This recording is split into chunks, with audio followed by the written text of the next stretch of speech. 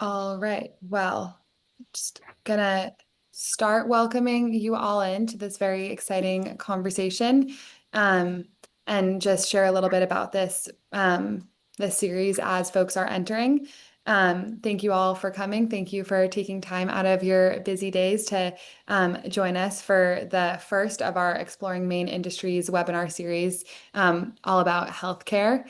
The Exploring Maine Industries webinar series is a collaboration between the career offices at Southern Maine Community College, University of Southern Maine, Maine's Educate Maine, our Maine Career Catalyst program, with the goal of supporting students' career exploration and understanding of the world of work. Each moderated discussion features a different Maine industry and a panel of experts, including employers, professional associations, industry advocates, or working professionals within a particular field. And this webinar series is being held on 4 Wednesdays in October from 12:15 to 1:30. So this is the very first of that series. And the next one, next Wednesday, October 8th, will be all about IT and cybersecurity, followed by a webinar about arts, humanities, and the creative economy. And finally, a webinar series on biotechnology and life sciences. So thanks once again for joining us for this exciting collaborative conversation.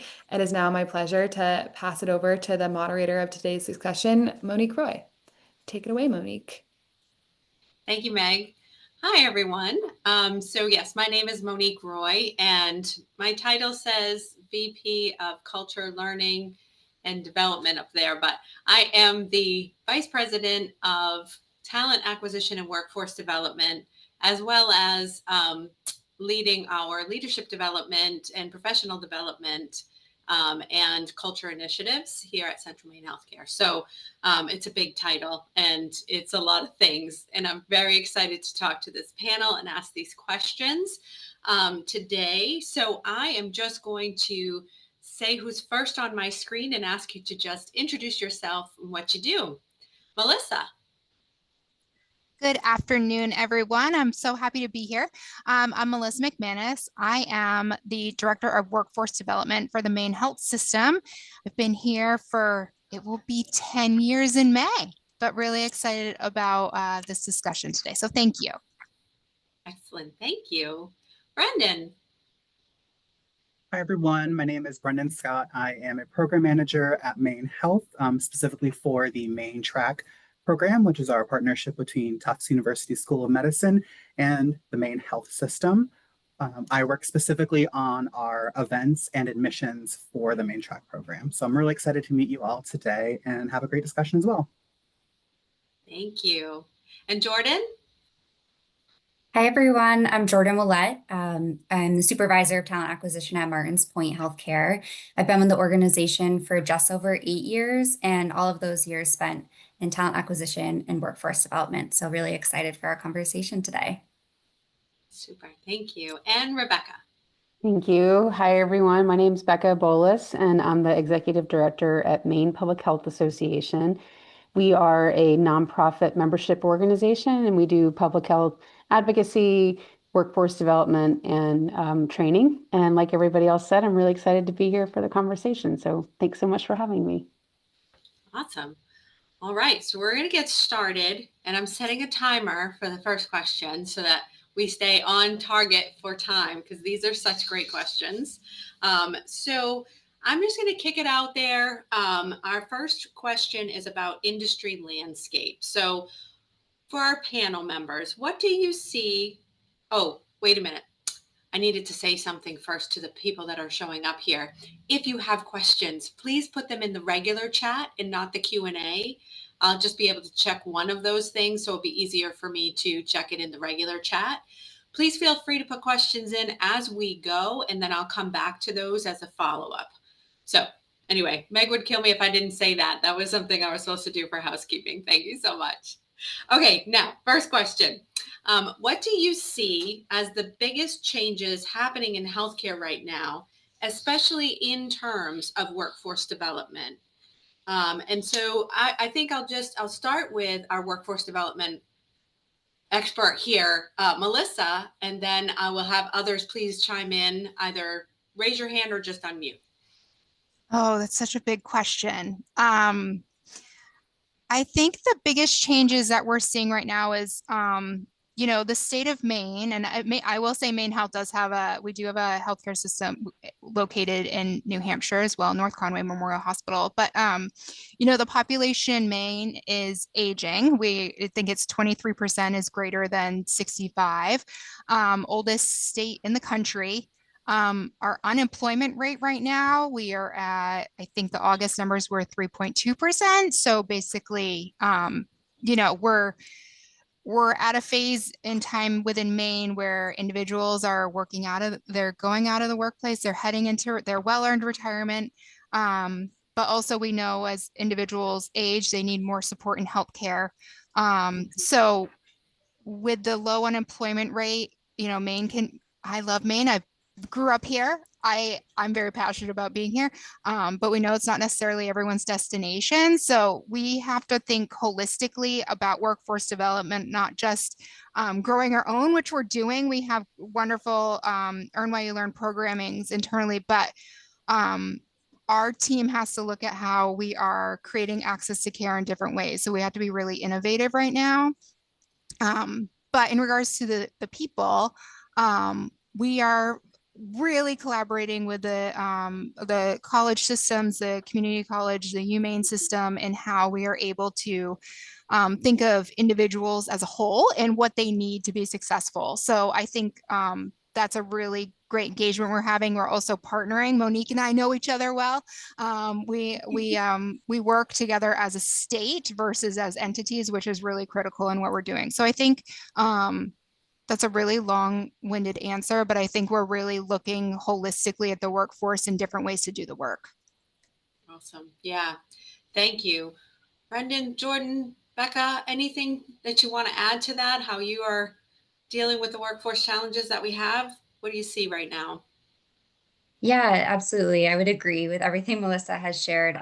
It's been interesting over the past 8 years just to see the change in the market, especially thinking about roles that are more entry level, changing expectations for what we think someone should have when they enter the workforce and really what's needed at this point. What are some of those skills versus what's that experience or what's that education and background?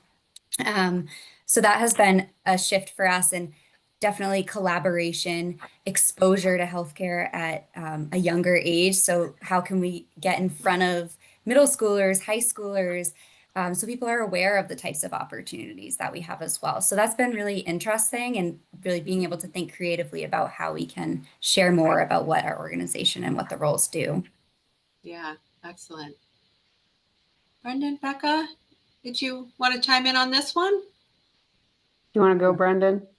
Yeah, absolutely. I was just going to agree with everything everyone said so far, but also briefly add it from the education standpoint, which is what I kind of viewing these questions through.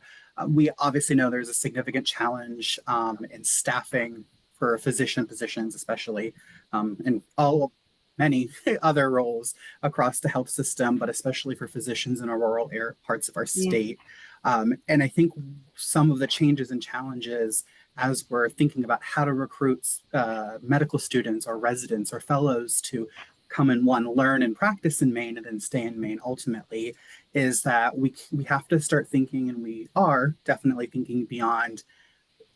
We are recruiting physicians to be an OB-GYN or a oncologist in this community. We have to also think about what ways we can encourage them to engage in the community more, to feel a little more at home. That's some feedback that I've just heard anecdotally from folks, is that I really love going and doing visiting rotations in a rural part of the state, but there's nothing that I feel that builds me a community outside of the hospital in those areas. And I think that's a challenge for not just physicians, but making sure that we're reminding folks that it's such a valuable part of the community, these roles and these health systems. So just a little bit to add there.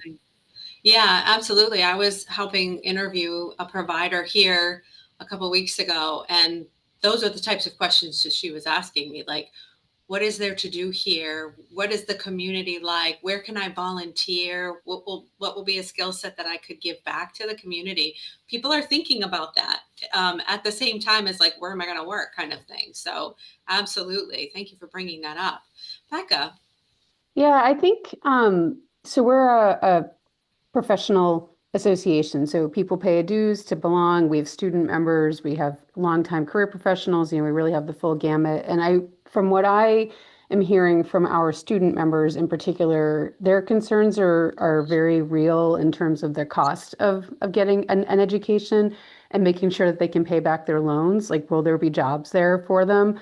Are the training programs that they're taking now preparing them for jobs in the future? Like, what do those skills look like? And I do think that workforce development programs are trying to meet that demand and that need while also meeting the demands of today. But I think it's a really fair question that people are asking.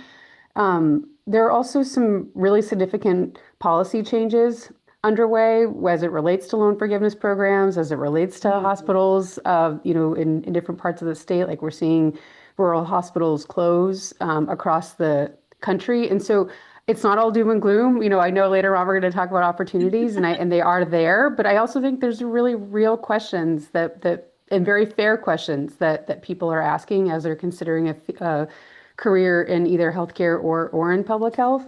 And we have opportunities too. So I just wanted to name that because I know that that's a concern that we hear from our student members. Yeah, and I think that leads us nicely into the next question of like, what are the skills or qualities in healthcare that we're looking for from college graduates today? So what, they're exploring, we want certain skills. I don't know if those are matching up right now because of all the changes, but what are people's thoughts about that? What are the skills that people need for healthcare, and what should they be looking for when they're in their college experience? Could I start with the education person, Brendan? I mean, we're all education people somehow. Absolutely.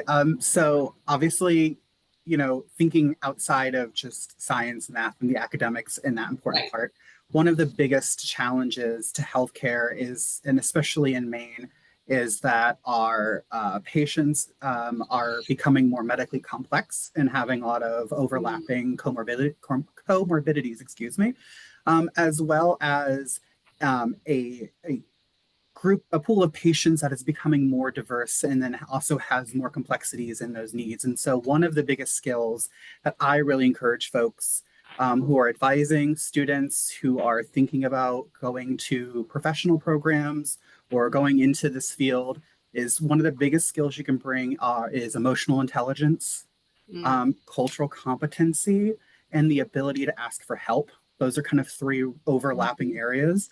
The first two, I think, are especially important with dealing with people who come from different backgrounds from you, who may be the first time experiencing our health system or may not have gone to any kind of medical appointment for 30 years, and they're suddenly facing a catastrophic situation or a really serious health problem. So those are some really big soft skills that I think are at par with those really firm academic and curricular requirements. Excellent. Yes. I think that, the next question is about the challenges. And I think we just fold that all into this question, like the challenges for students to be able to pick that up besides the hard skills. Where do they get those opportunities? Because, we provide some level of internship here. I think Maine Health has something more robust, but everybody has a different level of what they can provide for those experiences beyond clinical hours.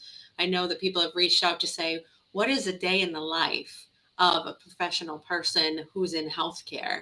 And that's such a wide open question. It just depends on what you want to do.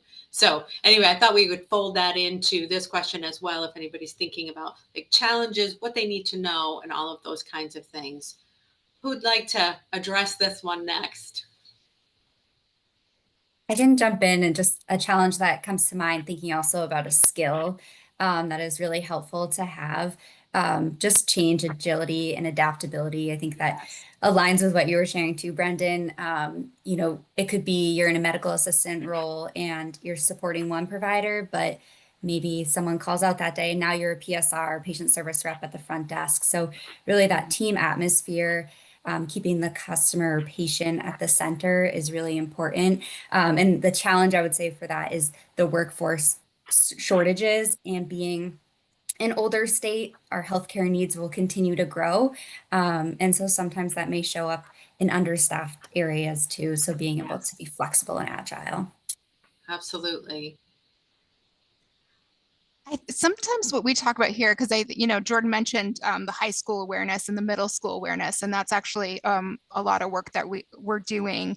I think having exposure to customer service, if you have an opportunity to work within a healthcare system, quite yet, working with the community, working in a space where you're working with the public, because everyone has their different ways about how they do things. So you're gonna be exposed to more of the community and more situations that way. So I think if you're starting really basic, getting that customer service experience and translate it to potential patients, although, Brendan made a very good point about you're seeing people and sometimes the worst situations they've been in. So I think that's really, really important for people not only to be looking at like, I'm really interested in, radiology. That technology is incredible.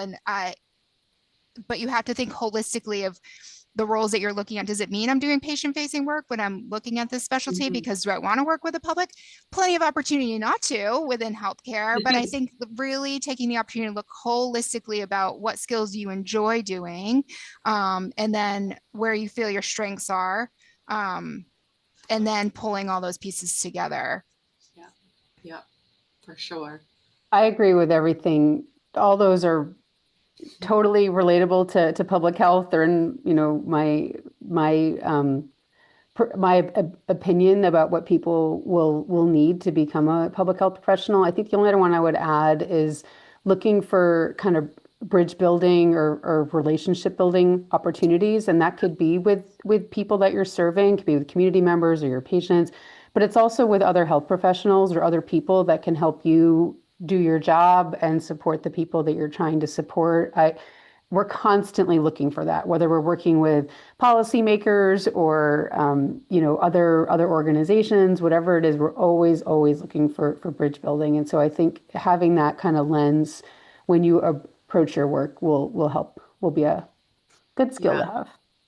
So many cross-functional teams that we see in healthcare, right? So being that bridge, that's a great one. One I would throw in there too is critical thinking skills, is something that seems so basic and like, yeah, of course, but we are really seeing a challenge when it comes to this. And to Brendan's point about complex cases, and Melissa, like how much patient facing do I want, and really thinking about that. I mean, we're starting to run classes here just on critical thinking for leaders to work with their teams on how they should be asking questions so they're empowered to do their work every day. So it's been very interesting to see this sort of trend of assumptions that people are going to come in with these types of skills and maybe they don't have them. So critical thinking is one on the top of the list. So, and so we were talking about the broad field of healthcare. So we'll talk about career pathways and different entry points now. There's just so much more than what people think of when it comes to it's a nurse or a doctor. We even call them providers now because that is a broad based statement. We don't just usually say doctors anymore because we're talking about nurse practitioners, PAs, and those are all the people that could serve you when you go to see a healthcare professional. So what are some of the overlooked or emerging career paths students should be considering? I think Melissa said radiology is one that sometimes people don't think about. Can you guys think about other places where someone might not necessarily think about it as healthcare, or it's something that's new to healthcare? I think I will go first because I'm in a different kind of field-ish within the health field than the other three.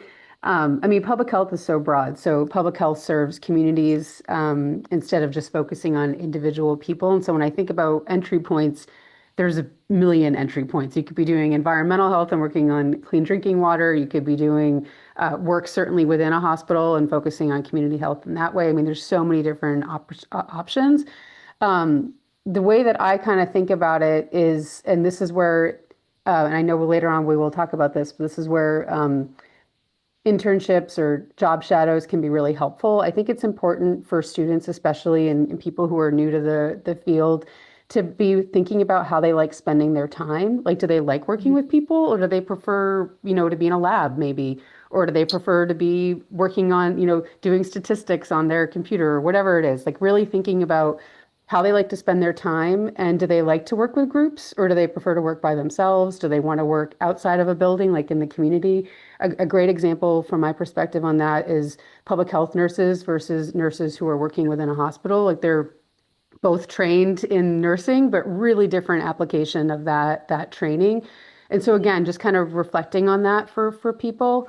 And then I also think there are opportunities with mentor programs to have a chance to talk with people who have been in the field for a long time. And so we offer that, but I know other health associations do too. And I think that's a really great opportunity to learn from somebody who's been in the field and maybe has some experience to share about what their path looked like. And that might open some doors or kind of change some thinking for students. Yeah, I think it's really valuable to bring in public health in this conversation. I teach at the University of New England as an adjunct faculty, and my students are public health students because we're talking about policy. And there's advocacy work that happens with public health that is, I mean, I've seen students come into the class and be like, I don't know anything about policy. I have to take this class. And by the end, they're like, I know how I'm going to use this skill in my job now. So if you, we're going to talk about that later, Monique, but the advocacy piece is huge. It's a huge part of our work. Yes. Yeah. So thank you for raising that. Yeah, totally. Absolutely. Yes. I think, Brendan, you had unmuted. Yeah. Yeah, absolutely. So this is such a great question, and I'm not going to steal Melissa's thunder if she brings this up at some point, but the Department of Medical Education and our workforce development recently launched a pilot initiative with the University of Southern Maine to think about this, to look at careers beyond just clinical focused careers. And I think some of the areas that are merging or maybe overlooked are things like us, like the people like us who are sitting in this room today who may not be clinicians. And I know I could not go into a patient exam room and feel comfortable, right? That is just not a skill set that's not something I would enjoy, but I really love working in the healthcare field. And I feel I make an impact to the larger system by being here. And roles like ours in education or workforce development, our simulation specialists, clinical engineering, facilities management, all these informatics, IT, all these really critical support structures to allow our folks on the clinical side to do their job are incredibly important. And we know we really need people in these roles and often have a difficult time recruiting for them. So I won't steal too much of Melissa's thunder on that piece, but really such a great question. I'm so glad you asked it. Yeah. I mean, we're like small cities, right? So everything you need to run a small city, that's what you can think of. Melissa, you want to share more? Literally just said what I was going to say. And Brendan, you could say whatever you want. We're on the same team, and please promote everything. It's so, yeah, no, I was literally going to say that. When you think of healthcare, it is a small city. We have finance team, we have we have a government affairs department, we have a legal team, we do truly function as a small city. But when I think of other areas that I didn't think of when I joined the organization was, patient navigation. You're thinking of the individual when you're talking about, helping people in a challenging time. What resources do they need? We're helping them figure out transportation. You're helping them. What public resources are there for them? What sort of are there grants available for them to access? Is there ways to help them build their payment plan to insurance? What resources are available to them? So I guess I'll bang that drum of what Brenda just said in regards to, like, I could never be a physician. I could never be clinical. Don't ask me to be a CNA. But the fact that if you're someone who's dedicated to mission-driven work and you know that the work you're doing is impactful, at the end of it, like, I have never had worked anywhere more fulfilling than working within Maine Health and working in healthcare. So just wanted to Awesome. bang that drum. Absolutely. Jordan, anything you want to add? Very similar. I would just say that, for example, at Martins Point, our IT team is quite large, thinking about security, IT compliance, audit and risk, our help desk, infrastructure. There's just so many opportunities, and that's where a majority of our internship opportunities lay too. So it's a really good chance to check out what it would be like working in healthcare, kind of at an arm's distance from a patient, if that's not something that works best for you. So I know that when I was in college, wasn't thinking of healthcare as an opportunity, and I hope that others do. Yeah. We had somebody put a question in about, would working as a mortician be considered healthcare work? Oh, yes. I Right? would say so. We have Yep. morgue here. Like, Yep. it depends on, again, what you want to be doing as far as like, do you want to be in a facility that's all they focus on and you're giving the family care? Or are you just doing the job of, once someone passes and taking care of all of those responsibilities in a hospital setting where you're probably not the one giving the family care in that same way and providing a funeral and those kinds of things. So it's a great question. I love that question. Okay, so what entry level opportunities exist for college graduates without a clinical degree? We were talking about some of those highly skilled places like IT and finance, but can a college graduate without a clinical degree get those jobs? I think we're all going to say yes to that one, right? Like that is, I mean, some of the entry level jobs are in IT. For just one example, service desk, that's one, or a technician, engineer. Those level ones, we hire them right out of college. We try to get them while they're in college to be doing the service desk job. So even while you're in college, you can be doing that. My son is doing that. He's in college. He gets to leave work a little bit early from here, working in healthcare, IT healthcare, because they're also, I think all of our organizations promote people to continue their education. So absolutely. That's one example I can think of. Who can think of another one?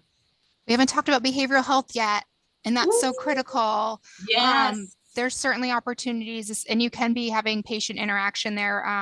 A psychiatric technician. We also have residential workers, so working in residential care. Pivot back to patient access, so assisting someone to check in, and then you're getting exposure into units. And you can actually be within the workspace to see if you would have more exposure to the different roles that really run each unit and department, so you have an understanding of what opportunities there are out there. So not just like I'm nursing unit secretary, certain roles like that. So you're teaming up with the nurses and well, everyone on the floor. And those can be incredibly great entry level points into or career. It doesn't have to be an entry level point. It's, you Right. make a career out of these roles. They're incredibly important and so impactful. But we have individuals that start, I love the term hire to retire. You can join a healthcare organization and you can really grow. I'm in my 6th title here. So I think that's really important. And I'm sure all of us have those stories too. Absolutely. Absolutely. I should have mentioned human resources, because you could start out entry level in human resources and work your way up too. That's actually where my job sits, right? Under, talent usually falls under there. HRBP, a human resources business partner. So they're working with complex team member relations issues. And if you have a bachelor's degree, or even an associate's degree with experience, that's not an entry level, but there's like level 1 and 2 where you're working your way up from team member relations specialists to an HRBP. So yeah, tons of career ladders, but had to shout out for human resources. Brendan? Yeah, I also want to shout out for roles like the pharmacy techs, especially on the clinical Yes. side, that typically doesn't require a college degree in many cases.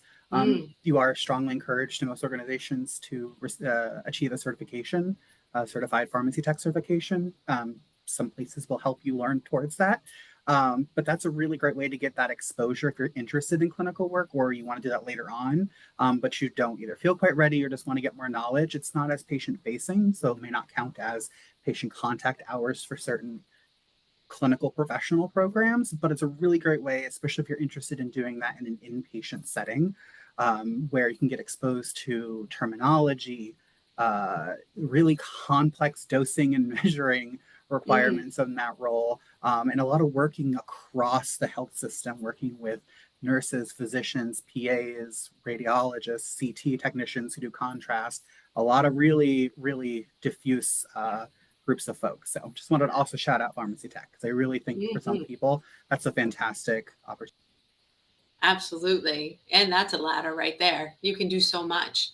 And UNE has a doctoral program right here in the state of Maine for pharmacy. So if that was a pathway for someone and they're looking to see, is this something that I'd want to get deeper into? We do have a school right in Maine for that, which, you know, for New England, that's pretty good. So, but Jordan, Becca, thoughts on those entry level for college?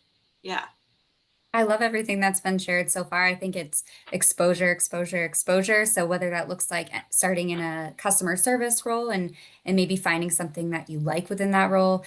For Martin's point, we have health insurance plans too. So sometimes we see folks start in a customer service role over the phone, supporting members and providers, and then transition to our healthcare centers or vice versa. So there's or transitioning into a leader role if that's what your pathway looks like for you, or maybe more of an administrative coordinator positions. It's great that there's not one pathway. It really depends on each person's interests and goals. Absolutely. Yeah, and I would say in public health, most positions don't require a clinical degree, and so there really are a lot of different avenues. It's kind of just what I said before, and building off of what Jordan just said. Just what are you interested in, Yeah. and trying to find that right fit. Awesome. Okay. I have a question here for Brendan specifically. Can you talk about the pipeline programs in Maine, like Maine Track, and how they support students interested in medical careers? So getting a little deeper into your programming. Yeah, absolutely. So I think pipeline programs are extremely important in general, but especially here in the state of Maine, given all the headwinds and challenges we've discussed today and that we're aware of. I'll talk a bit specifically about the program that I work with, but I also quickly want to mention that I know I can also speak more towards Maine Health in my knowledge of this, but I'm sure Central Maine and Martins Point and other health systems and hospitals in the state have these programs. But outside of medicine, we have a large number of pipeline programs through workforce development that I'm sure Melissa will mention that are really awesome and important. And they may not necessarily start at like the high school level, but they start getting folks in the door and helping them build those ladders. But from the medical standpoint, and specifically the Maine Track, we were started in 2008 to really address the shortage of physicians in Maine. And we wanted to be able to provide an allopathic or an MD option in the state of Maine. And we've had an amazing partnership with Maine Health and Tufts University School of Medicine for 17 years now. It's been really, really wonderful. We have programs that start with folks in the middle and high school ages, getting them exposed to what does it mean to be a physician, and also with a larger goal of what does it mean to work in healthcare? Because we do also introduce at the same time that this is just one narrow, important, but narrow role within healthcare, and there's a lot on that spectrum of possibilities. So for us, it's really important to build pipeline programs because one, the path to medical school is very long. It's tough and it's expensive. And I think we just need to be very direct and open about that. It takes a lot of time and a lot of money to prepare to apply, and then a lot of time and a lot of money to become a physician in training. So those pipeline programs are really important. Our goal and our hope is that we will recruit students through these pipelines who have an interest in learning and studying in Maine. I think that's a little bit twofold as well. We also believe that while they're in the pipeline or while they're studying with us in the Maine Track, or if they've chosen another medical school and are a resident in our or fellow in our programs on the graduate medical education side, that it's really our responsibility to encourage, give them the tools and the resources to be able to stay in Maine to practice. So really, to kind of sum that all up, the importance of our pipeline programs across the state of Maine and almost every health system that has it is to build that bench of people who are interested and excited, give them the opportunity, but also show them that Maine really is the best place to be. I'm not from Maine, but I love living and working here. And we really want that to be apparent to our students and our learners so that when they're completing their training, they're going to stay here. So it's really about connecting students in Maine with those opportunities. That's awesome. Yeah, thank you. And thank you for being a Mainer with us. That's fun. Yeah. And I think, this is going to lead into pipelines and internships and job shadowing, early experiences for students that stand out on a resume for somebody. But I just wanted to take a second to talk a little bit more about those like hard pipelines. So we have at Central Maine Healthcare just a CNA internship program that's an earn to learn. We have a medical assistant earn to learn, a surgical tech program. So those are jobs that will just train you and get you certified in the areas that you need to. So I know there's some focus on college here, but for folks who are like, I don't know, or maybe later, or while I'm doing this, can I do something else? In our MA program, we have folks who are in a PA program because they're trying to get experience in a medical clinic. Because that's a long program too, right? So they want to make sure if they're investing that they are part of what a clinical setting would look like because they're going to interact with PAs. So that's going to look really great on the resume for school and for future work. So all of that. So I'm going to throw it out there to the group in that way of like, what are the things that will stand out for students? And do you have some pipeline programming for those who are looking for something beyond the traditional college track? I can add on, Monique, to the work that you highlighted that Central Maine's doing because we do similar work. We also have the CNA program, medical assistant program. Our surgical tech programs in partnership with Southern Maine Community College, and it's actually an associate's degree.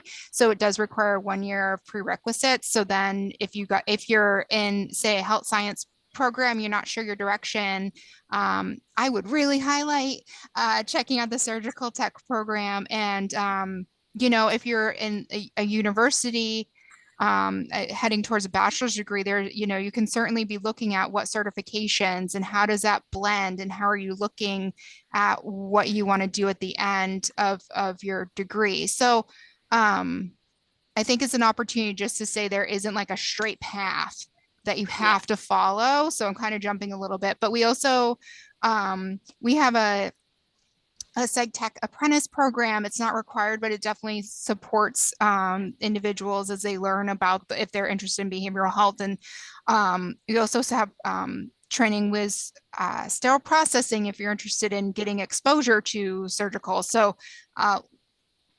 phlebotomy. I can't miss our phlebotomy class. We have, and that is across any, you're going to be inpatient, outpatient. So lots of opportunity with phlebotomy as well. I'll stop rambling.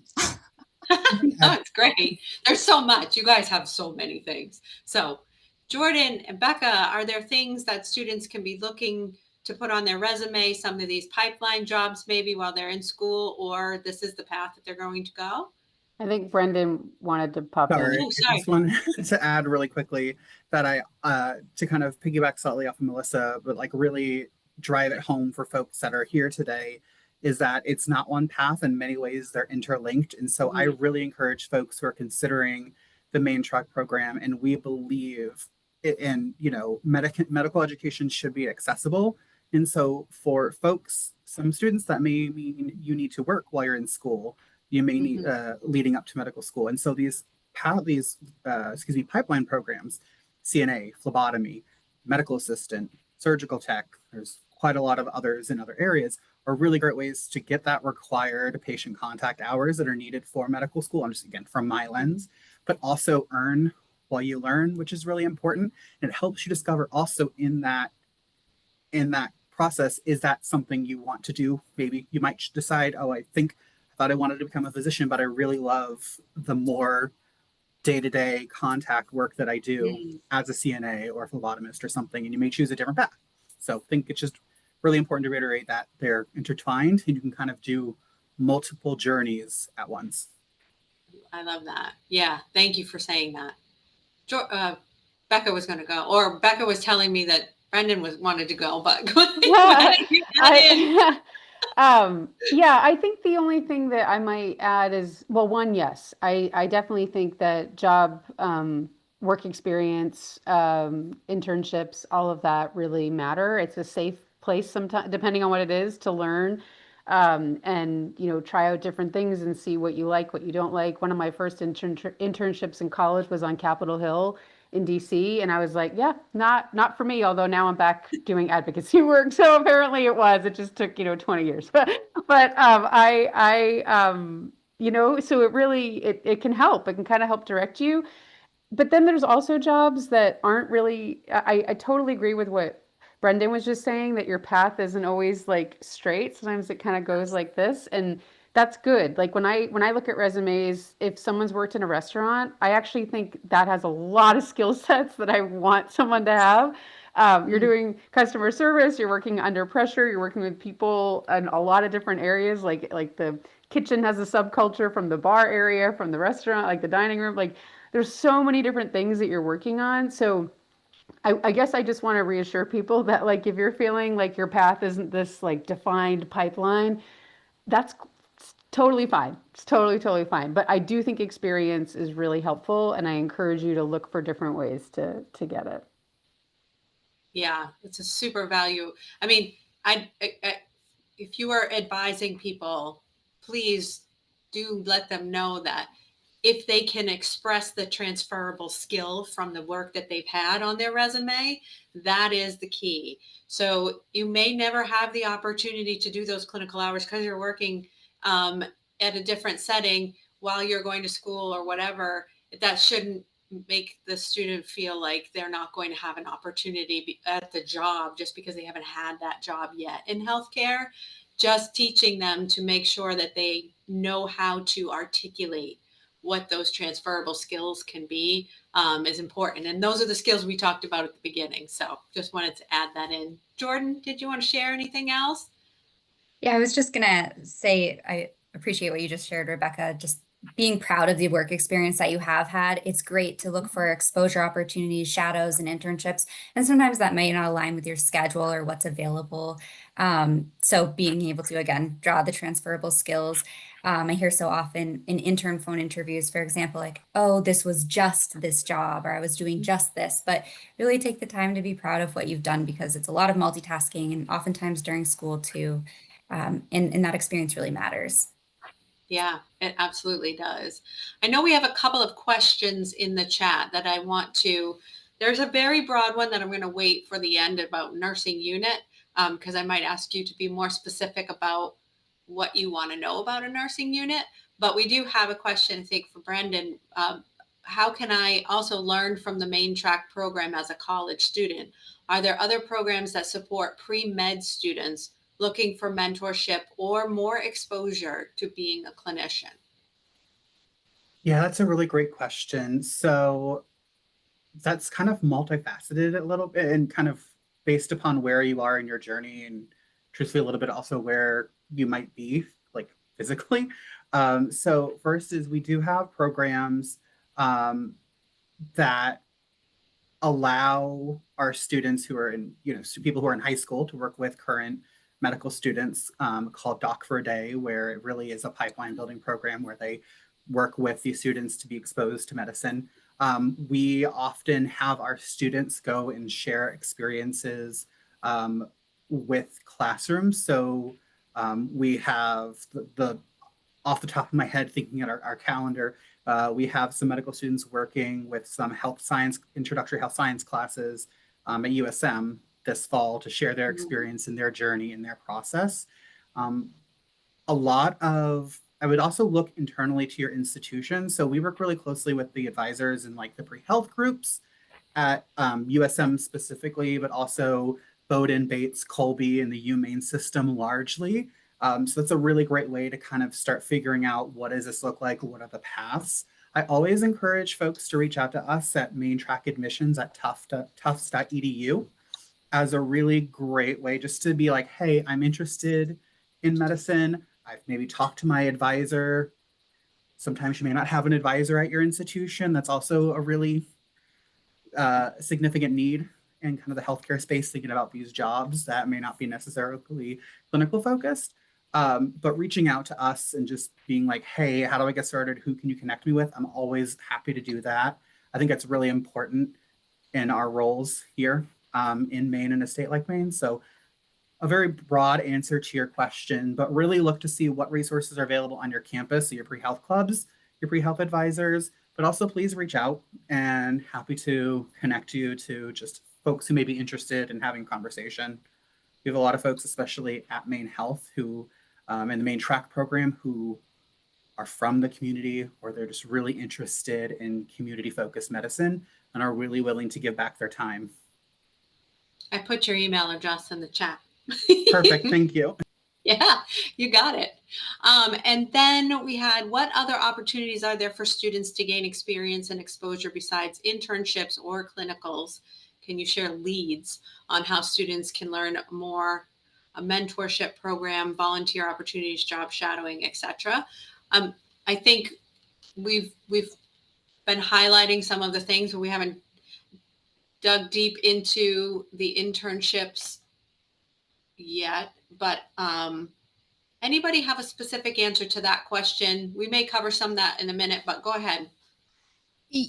Yeah, I'll just highlight the term volunteers was brought up. We have volunteer systems, volunteer opportunities across the Maine health system. So depending on your location, if you want to check out your local Maine health facility, and if you have any questions about location or anything, don't hesitate to reach out to me, but mainehealth.org. And we have volunteer sites, and there is a background check process, of course, being on our facility, but really great opportunities, great exposure, and really good feel good work. Yeah. Yeah, I mean, there's a lot.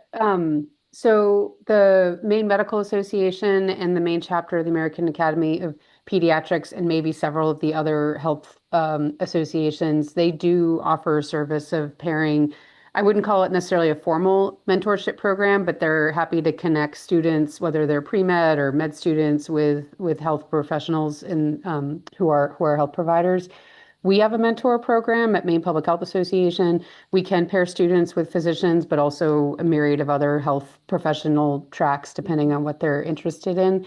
And then Volunteer Maine is a service through the state of Maine, and it's an AmeriCorps type program. So you can do work in climate change, you can do work in communities on a range of different areas, including some health, like more direct health related, but housing, environmental health, a whole range. So I would look at Volunteer Maine's website, and I'll put that in the chat for folks to see. And then Maine AHEC, the Area Health Education Centers, they do a lot of workforce development. And they do start really young. We were talking about middle school students, like they start really young and, all the way up through college and so on. And so I would look at their programming. They have a lot of really great programs and opportunities as well. And so I'll put all that in the chat, but there are a lot out there. It's just a matter, I think, of like figuring out like what's a good fit for what you're interested in, and your schedule and all the other considerations. Yeah, and looking toward what's happening in your community, which is another conversation. But for example, Healthy Androscoggin is public health under Central Maine Healthcare, and they just had recovery in the park. So they had an event. So if you're looking at what's happening in your community for an event, that's a great place to volunteer and get to mix and mingle with folks that are doing this work without it being like a formal internship or mentorship, as you had asked, like what are the things besides doing those clinical type of internships. Just being a part of things like that in your community and volunteering in those ways can also be a great resource for people who are just dipping their toes in. So yeah, Becca's putting all that in there. So I think that from a community engagement lens, what interpersonal skills or community-based experience helps students succeed in healthcare organizations? So if you're doing those things in the community, what are the skills that you're picking up that would be valuable, especially what you want to highlight on a resume or for your CV? So what are your thoughts on that?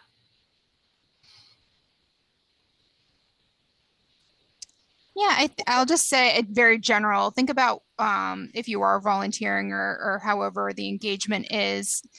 Think about the transitional skills that you're developing. Like we were talking about, as mentioned of the critical thinking. How could you, if you were having it on a resume, but also if you're having an interview and thinking about behavioral based interviewing, if people are familiar with that, think about how you're connecting the dots to maybe how did you solve a problem and then explaining your critical thinking skills in that aspect. So giving examples of how you're utilizing your soft skills and successfully is one way to be taking those additional volunteer aspects or different engagement, community engagements, and how you can transfer it into the workplace. Awesome. Yes.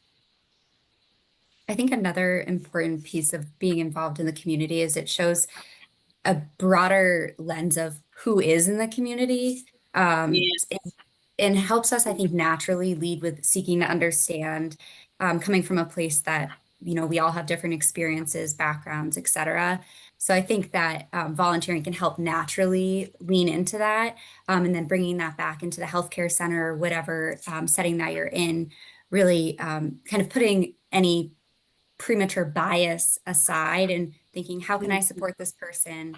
And understanding there are so many different individuals in the community and wanting to support them all. And I think also from a training perspective, I think about mental health first aid is out there, and that's something that could take advantage. Understanding challenges that people face when coming to Maine, or just kind of getting to know other members in the community in various ways. Yeah, absolutely. And one thing I would say is to prepare students for informational interviews. So that's just another way without it being like a formal job shadow. So you could call and ask for a connection so you could do an informational interview, and or have those kinds of questions in your back pocket. So when you're out at community events and volunteering and you run into somebody who has a specific title, you can know those questions so that you're constantly gathering information. But the informational interview is also something where it doesn't take as much time. So sometimes you could get more people to say yes to, hey, do you have 20 minutes? I used to teach this to the workforce development students at adult ed. Reach out. Do you have 20 minutes for an informational interview with these types of questions? And people are usually like, I have about 20 minutes. I could do this for somebody, versus, ooh, how do I set up a whole job shadow and things like that? But just something to think about. Yeah, Brendan. I'm sorry, I hit the button twice there.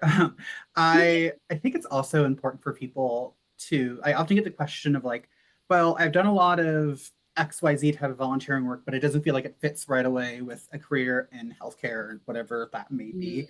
And I really encourage folks to think creatively about these things. So aside from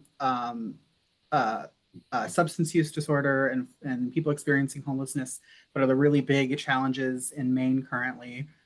One of the biggest challenges across the board is health literacy, and really being able to like talk to people about what's happening to them or a family member.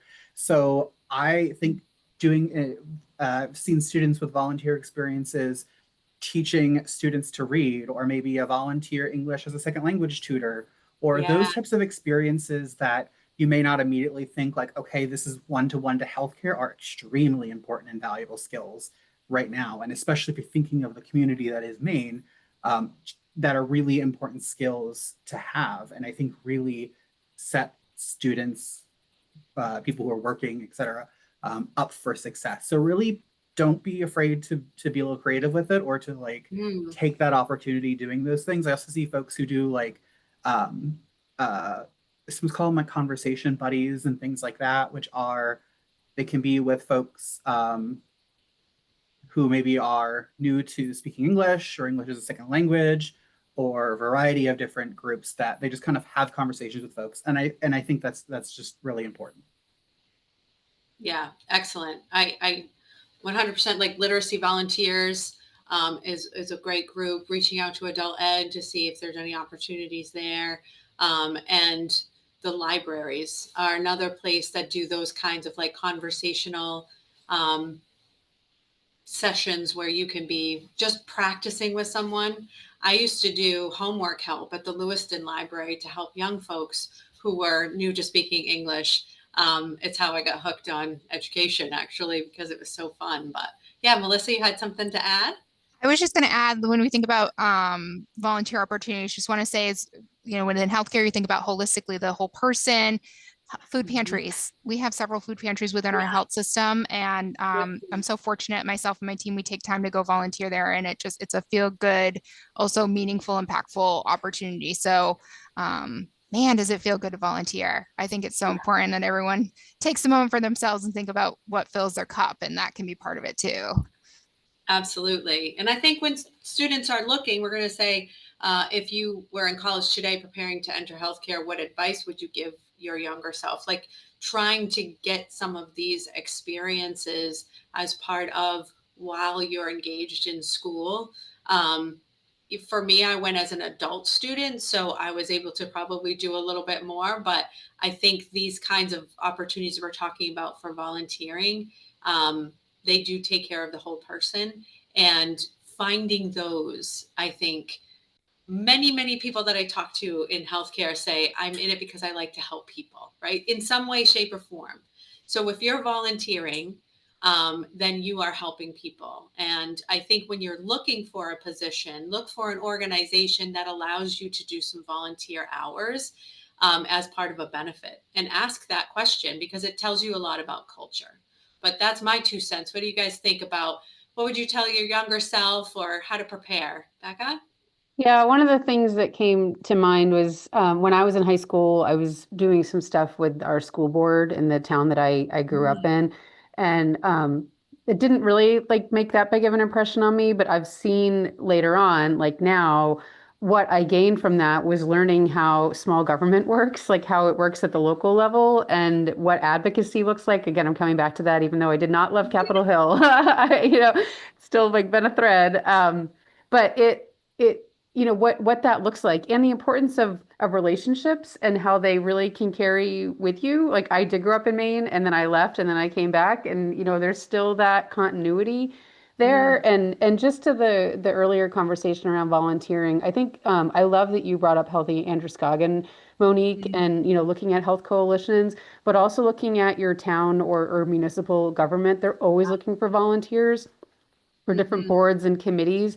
I served on the local board of health in South Portland, and that was such a great opportunity. I've worked in public health for like 20 plus years, and I was learning about all sorts of issues that I knew nothing about. And so there's always an opportunity to learn, to meet new people. It's just really, I think that there's a lot of benefit that can come from looking at what's happening in your community and how you can give back, just echoing what Melissa said also. I love that you brought up like local government as a way. If you do look or send your students to look at what's available for boards, like I was just on the railroad committee. I didn't know anything about railroads. Somebody asked me, and I was like, and I learned so much history. You learn so much. Yeah. Yes. So even as a young person, you have something to contribute, or if you're an adult learner that's going to school, if you're in education and you're in college and you're getting ready, these are opportunities. You apply, and it goes through a process, but then you can also see how that process works as well. So it's fantastic. I love that you brought that up. Other thing. Okay. Jordan, what would you tell your younger self? I would remind myself to just be open-minded to opportunities. And then also at the point of applying to opportunities, understanding that there's so much that happens behind the scenes. I know it can be easy to get discouraged if you're declined for an opportunity, but I would just want to say, hey, there's timing, there's changes of role, there's so many other things. So just to not let up the hope, and not being afraid to network, reaching out to that friend that you know their parent works in healthcare, whoever it is, because people are always willing to talk, or most likely willing to talk about their job. And that actually gives people a lot of energy too. And if you ever want to reach out to me, I'm happy to do mock interviews or anything like that as well. That's great. Yes, absolutely. And things like the chamber breakfast. Do you know somebody who goes to their local chamber breakfast? Can a student tag along? Like that's just a really great way to hear and see a lot of different industries actually. So, all right, Brendan, younger self. Yeah, so everyone's pretty much given the advice that I would give. I definitely really want to reiterate uh, getting to know people, building relationships are really important. You often hear the phrase Maine is a small town, and it's Yeah. extremely accurate and very true. Lean into that, right? Like it's a good thing when folks know a large group of people or a large network. So really ask those questions and don't be afraid to go up to someone and be like, what do you do? Or like, can I talk to you? I just always wanted to know X, Y, or Z. I think another advice to myself, maybe now or just to the larger group, is that we sometimes talk about, what can I do, or what are my opportunities when I graduate from college? But it is okay and a really good thing to decide later on in your life, in your Yeah. late 20s, 30s, 40s, 50s, to have a career change, to go back and get a different degree, to go and get maybe a clinical skill or a non-clinical skill, depending on what your interest is. And that is okay. Do not be afraid to make those life changes at any point in your life. And I think that's really, and I know Maine is doing a really great job of encouraging adult learners and have a lot of really awesome programs that will pay to complete your program.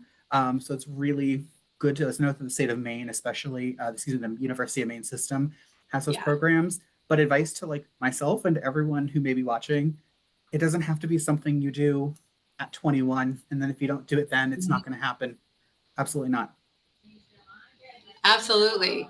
Yes. All day long. Yeah. I'm an educator in healthcare. I don't even know how I got here. Like there's never a straight line, right? Like I never would have imagined that this would be my job. So don't limit yourself. And I think a lot of younger people, especially because I have a couple of those in their 20s who are just like, oh, if I do this right now, it's going to be what I do for the rest of my life. Nope. It's just one experience in your life.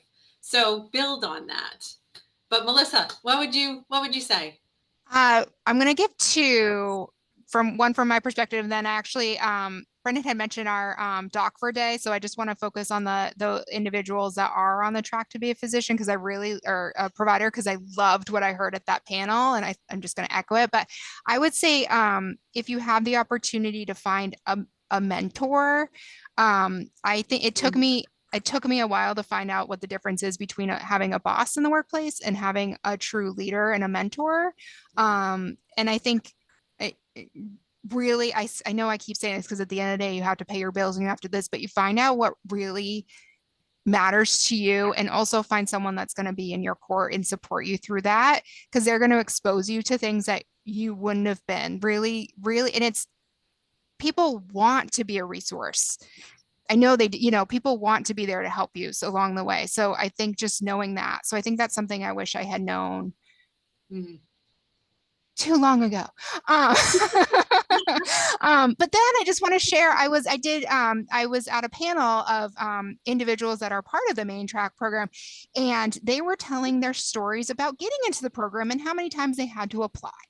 So if you aren't accepted the first time, try again. And I know Jordan was speaking to that, like, don't let go because you heard the term no. It's not necessarily no forever. It's a not at the moment. So just continue your journey. It's not an end game now. It's continuous. It's what is that, Joan Samuelson? It's like there is no finish line. Is that what she's, Yeah. I think it's just really important to remember that no matter what stage you are in your life.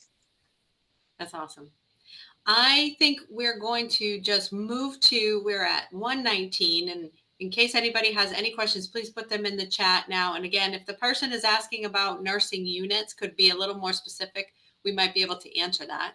Oh, Melissa. I think I know because I think I kind of phased out as I was saying it was nursing unit secretary is what I think I referenced. Oh, okay, okay. Yeah, so that role I could just share a little bit. So when you're on a unit within a hospital and there's what they refer to as a nursing station, I believe, the middle, like the console, it looks like the unit hub of all the computers and people are running around. So we have a role, the nursing unit secretary. I actually pulled up the job description, so I described it right. They're performing clerical, receptionist, and then transport duties. So it could be assisting with moving patients from one unit to another.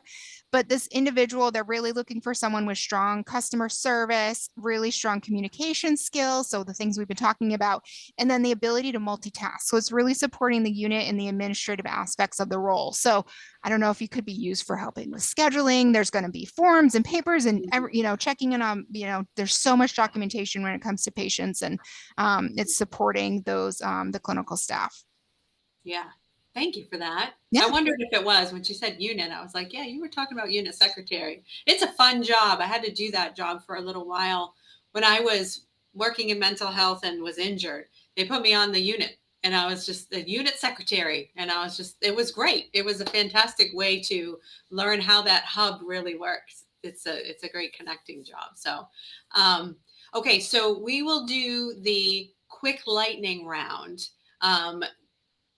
In one sentence, what excites you most about the future of healthcare in Maine? And I'll let you decide who's going to go first. I can go. Yeah. So in the beginning, the first question, some of the challenges, I feel like I had this kind of doom and gloom start, which is not at all how I see the world. So I'm kind of glad to end on a more positive note. So there are a lot of changes, and they're all happening at very different levels. There are federal changes, state changes, regional changes. There's a lot happening. But also with a lot of change can be really good things. And there's a lot of energy and a lot of synergy right now in trying to figure out how to make our public health and our healthcare systems work for everyone. I mean, there's a lot happening in this space. There's a lot happening with workforce development, with care delivery, with looking at different determinants of health. And so what I'm really excited about is that I'm excited about people from different sectors coming together and figuring out how we can improve the systems that we have while all these different things are happening. So I'm very energized about that. Fantastic. Jordan. I'm really excited about the continued collaboration and building partnerships to deliver trainings to increase both entry-level pathways and then also to help upskill existing workers. I just think we're at the start of that, and there's so much more opportunity. And I love that Maine organizations and others just all come together to make it happen. Great. I think I'm similar to Rebecca. I'm just excited for how fresh and diverse the perspectives of folks who are entering the workforce and entering these pipelines to healthcare in Maine is becoming. I think that's really fantastic. I think that's going to put us at a really awesome in a really awesome position to be really on the cutting edge of both research and patient care and business and finance and all of everything that goes into healthcare. So just kind of more kind of 30,000 foot, just that really awesome injection of excitement, diversity, and freshness into the perspective of healthcare. I think I'm last here. Well, Monique, you have to answer it too. But I think I'm gonna say basically what everyone else has just said, but I think I'm really excited about the innovation ahead as we work through these challenges together. It's so exciting to see how things are just pivoting so quickly. And it's for those that are, like Brendan just said, the new fresh energy, it's just really no day is the same. Yeah. And I would say, I've been asked to sit on or talk to or be a part of so much in the last year because there's such a big focus on healthcare. And I'm excited about that people are pointing their eyes toward us in healthcare as the viable industry that we are, because we will always need healthcare. And so by doing this and by bringing groups like this together, that just keeps me energized. Like talking to you all is a joy. And so bringing us together to talk about what our challenges are, what's great that's happening, what are you doing, what can I share with you, that's exciting to me. And I think that's going to grow the types of things that we were talking about. It's just to have us all together working together, and I think that's been a theme today that I really appreciate. Like, we're all in this together, Maine being the small community that it is, even though it's a huge geographical state. So I just want to thank you. There was a follow-up question to the unit secretary job. Is this a good one for a college student? I used to do, there were different shifts, so I think it is a great one. But Melissa, according to your job description, do you think so? Of course, I closed it, but I would think so. It'd be a great experience. And if you're interested in I mean, I don't want to just plug Maine Health because there's other, I don't know where you're located. So, but looking at your local hospital, looking at the career site and checking that job description out, what's required. Yeah. Yeah, I think it would be a good one. It's a great way to get, like, understanding again what's all happening, at least in the clinical setting, and learning and talking to everybody and observing what's going on as you are helping the team. So, and I do think that there are shifts. So if you're going to school during the day, you could do something in the evening and vice versa. So yeah, I would check that out, send someone that way. Any other questions as we are wrapping up? Or anything else from the panel? Okay. No, just thank you. This is great. Great. Yeah. Thanks It's for the been- conversation. It's been fun. Meg, did you have anything else before we disappear? No, thank you so much for such a wonderful conversation. And thanks for all of the folks who joined us and attended this conversation. Feel free to reach out to any of us at Educate Maine or any of the folks on the screen if you have follow-up questions. And we hope to see you at the conversation next week. Thanks, everyone. Thanks, everyone. Bye.